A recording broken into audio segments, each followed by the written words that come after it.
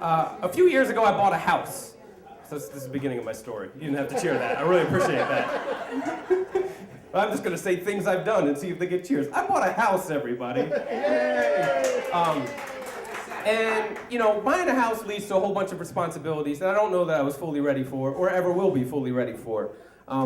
When I was younger, I remember my parents and really everybody saying things like, when you buy a house, that's the American dream. Owning a home is the American dream. And as I've owned a house, and as I'm about to tell you some of the things that have happened to me in the house, I've come to realize that anybody who tells you that home ownership is the American dream should be legally required to also remind you that nightmares are a subset of dreams. Owning a home has been kind of nightmarish for me. Very early on when I got the house, I got a notice from my water company saying, you have to change the meter on your water pipe thing. See, I don't know much about owning homes. And it has to get changed into a digital meter. I was like, okay, it says at no cost to you, which, you know, I was trained by my dad. Nothing is true when it's at no cost to you. Everything is at a cost to me. So somebody shows up, this kid shows up to change the pipe.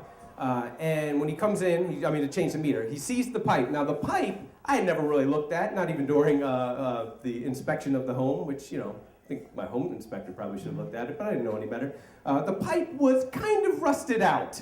And the guy was like, if I replace this meter, that pipe is just going to crumble to the ground and then water is just going to pour into your basement. I was like, well, don't replace the meter.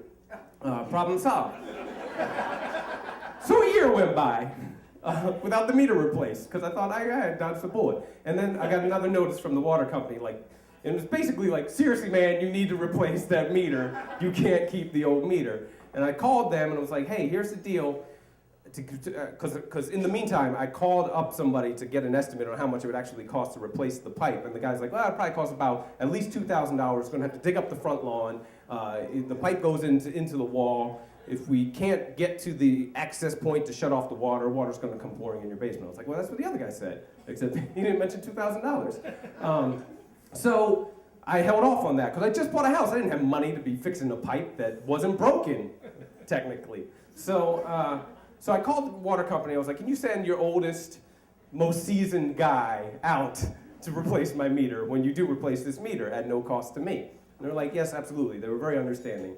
So this guy comes out. He comes into the basement. He immediately looks at the pipe and was like, absolutely not. Dude, I can put a new meter on, but there's no way you have to replace this pipe. Water is going to break out. And it was before, I should tell you, it's before the shutoff valve for the house. So if it did break, water would just pour into the basement. None of those guys were lying. So this guy was like, look, you don't know anybody that can fix this pipe? Because I'm not much of a man. I don't know how to fix things. I fix most car problems by turning up the radio. I just am not effective at these sorts of things. So, but the guy shames me in that moment. He's like, you don't know anybody who can fix this pipe for you? Or like, you can't fix this pipe. It was one of those things. And I was like, I guess I can. And this dude was really cool. He drew me a diagram of what I needed to do. Part of what I needed to do was learn how to solder, but thanks to YouTube, I got started on that as well. So he's like, here's what I'm gonna do. I'm gonna shut this water off. We're gonna put this meter on. You're going to go to Home Depot, buy the parts you need, learn how to solder, install this pipe. I'll come back before I'm done my shift and turn your water back on. If I'm done my shift before you're done, you have till 10 p.m., this was around noon, you have till 10 p.m. before nobody's at the water company to turn your water back on. I was like, okay, with about that much enthusiasm. But he really did shame me, so I was like, I'm gonna do this. Everything I know about plumbing I learned from playing Super Mario Brothers, which, in that video game, 2 Italian guys hit pipes with turtle shells and mushrooms come out. That's what I know about plumbing. So I was like, all right. And I watched a whole bunch of YouTube videos on soldering. That seemed easy to do in the videos.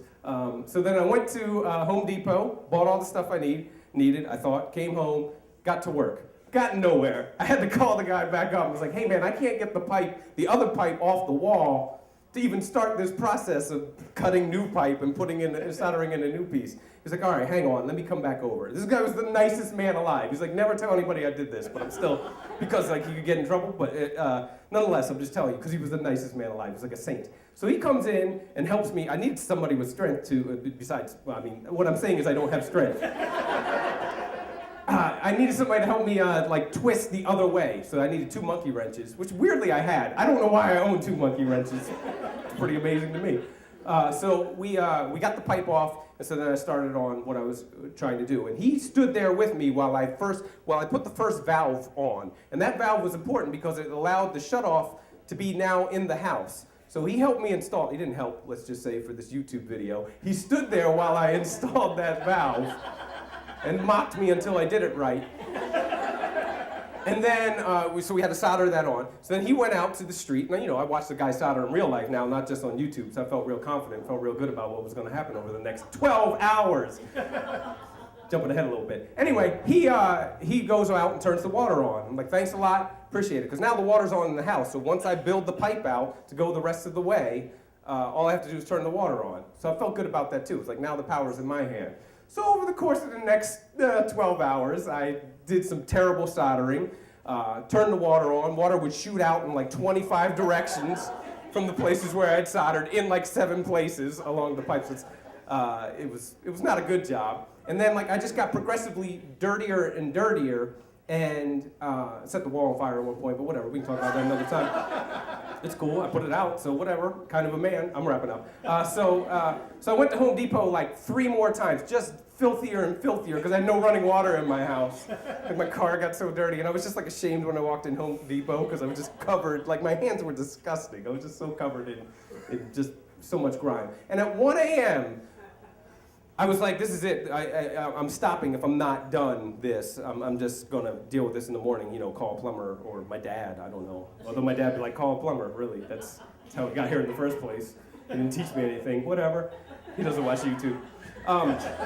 So last time I go to turn it on, no water sprays out. And like, it actually worked. So the shower I took, this is where satisfaction comes into play. The shower I took at 1 a.m. that morning was the most satisfying shower I have ever had in my life. That's my story. All right. I don't know why I'm turning this off.